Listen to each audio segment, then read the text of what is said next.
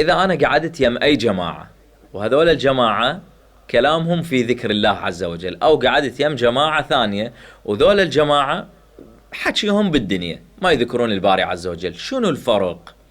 وليش لازم أقعد يم هذولا؟ اسمعوا وياي. النبي الأكرم صلى الله عليه وآله يقول: لا يقعد قوم يذكرون الله إلا حفتهم الملائكة، ركز، حفتهم الملائكة وغشيتهم الرحمة، الله أكبر، ونزلت عليهم السكينة وأدخلهم الله وذكرهم الله في من عنده. يا سبحان الله على هذا الكلام اللي ينزل ماي بارد على قلبك.